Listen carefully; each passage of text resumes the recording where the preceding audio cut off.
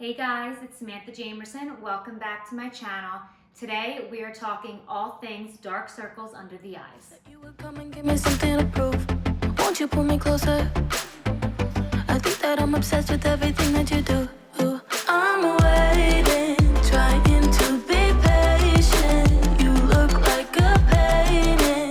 It's so frustrating. I hate it, yeah. I probably shouldn't say this. I probably should erase it.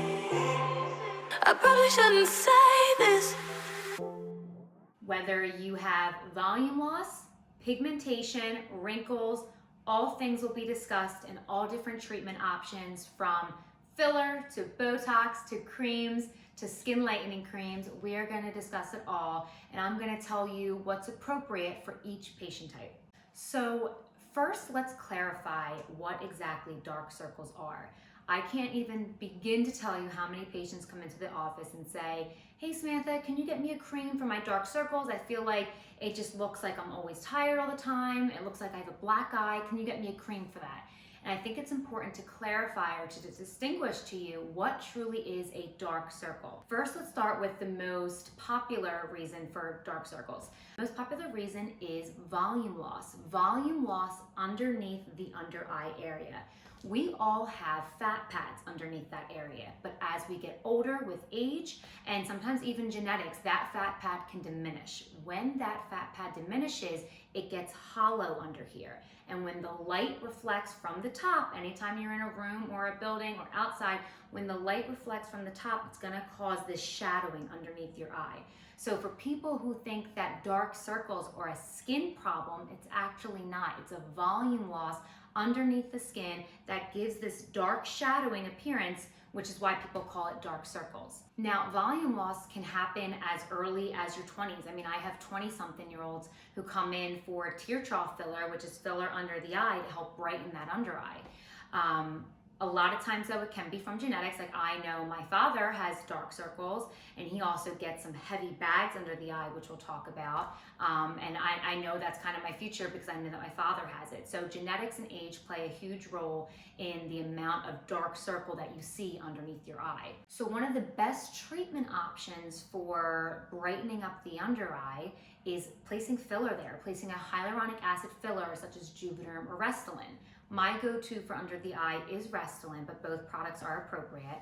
And basically what this is gonna do is just plump that under eye and make it look brighter. Since we know that the fat pad is diminished, which is why it looks more hollow and therefore dark circled, by placing hyaluronic acid, it's gonna really make that area brighter by replacing the fat pad. So therefore when that light shines from above, you actually have now something underneath your skin to help out with that brightness. Tear trough filler is something that I have not done on myself yet. As you guys know, I do my own injections, and it's only because that's not something that I feel super comfortable turning the needle this way and trying to inject my under eyes. I mean, I don't know if I'll be able to do that, but luckily I have colleagues that I trust that will do that for me. What's great about tear trough filler is I counsel my patients that filler can last 1 to 2 years under the eyes. So basically what I tell them is I always start off with one syringe and I split it half and half. And I say, give this a month, see what you think. If you think, oh my God, I got my eyes exactly where I want them, they're nice and bright, I feel youthful again, I don't look as tired, great. I would probably say once a year come in for a syringe. But if I do just that one syringe, and in a month you're like, you know what, it's definitely better, I feel a little bit brighter underneath my eyes, but they're still not where I want them to be, then possibly adding that second syringe would be advised. Once you get your under eyes to where you're like, wow, I love them, I feel rejuvenated, I feel bright, I don't feel tired, then you can probably go 1 to 2 years without touching the under eye area. So tear trough filler is extremely popular. It probably takes like 15 minutes to do in the office. Of course, it's not covered by insurance, and it does cost a couple $100s per syringe. But if you think about couple $100, anywhere from like $500, $600, $700 that you had to pay once a year.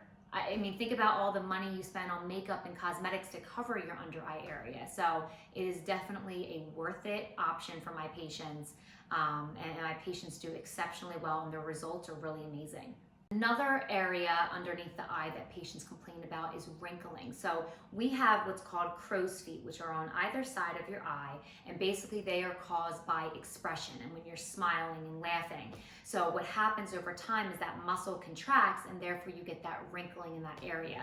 So by placing Botox here and here, you'll get that softening of those lines in that area. Now, sometimes I will even come down into this lower eyelid portion and sneak a couple units of Botox as well, because some people complain that when they smile really, really big, you get this little jelly roll underneath. I usually try to sneak a couple of units under there, but if you do filler and Botox in that area, not only will you get a brightening of the under eye, you'll be able to soften these fine lines and wrinkles around your eye as well. Another common misconception is patients don't realize that some of the darkness underneath their eyes is sun damage. Women especially freckle really significantly underneath their eye and above their lips, very common areas for women to get sun damage. So if you are so concerned about your dark circles and we do the filler and we do the Botox and we really try to brighten up your under eye, but you still see discoloration underneath your eye, then that actually is a skin problem. And then we can get you on a skin lightening cream that contains hydroquinone. Hydroquinone is a prescription medicine at certain percentages. You can get 2% over the counter, but 4%, and then we have 8% in our office are prescriptions. So if you put a skin lightening cream under here into the areas that are hyperpigmented or have that discoloration, that'll also help out with the appearance of the dark circle. So not only have you brightened the eye with filler, you've also taken care of the discoloration on top of the skin. One super easy, simple thing that you can start doing now, if you're like, well, I don't have dark circles, I don't have this problem, but what do I do to prevent it, is getting a good eye cream. Keeping this area hydrated and plumped is super, super important. So the eye cream that I recommend is by Alastin. Alastin's brand is absolutely phenomenal. Their eye cream is not only super gentle, super hydrating, it's actually FDA approved for the upper eyelid, which a lot of eye creams are not. So investing in a good eye cream is really important, and if you're looking for one, Alastin is my go-to. Lastly, something else that some of my patients complain about is bags underneath their eyes, right? I mean, so many women will come in wanting filler for that. And yes, filler, and I'll post a picture, filler can be used to attempt to hide the bags underneath your eye, but a lot of times that is not going to get better with filler. And that's where, as a provider, you need to understand the difference and be aware that you may not be able to treat everyone with filler and Botox. So for some of my women who have the heaviness underneath their eyes or the bags underneath their eyes, they may need something called a blepharoplasty. A blepharoplasty is actually where they go inside the eyelid underneath and remove that little bit of fat pad that has been displaced, suture it back up, and it'll be completely eliminated. That's more of a permanent solution. My father actually had this done with a fantastic plastic surgeon in New Jersey. So blepharoplasty is an amazing option for some of my older patients where filler is not appropriate. So I hope you learned a few things in this video, kind of the difference about the different types of dark circles, if you will, that some patients complain about and what the treatment options are out there. So I hope you like this video and I hope you learned something. If you want to learn more about a topic, please comment below and let me know. Otherwise, I'll see you guys. Won't you pull me closer? I think that I'm obsessed with everything that you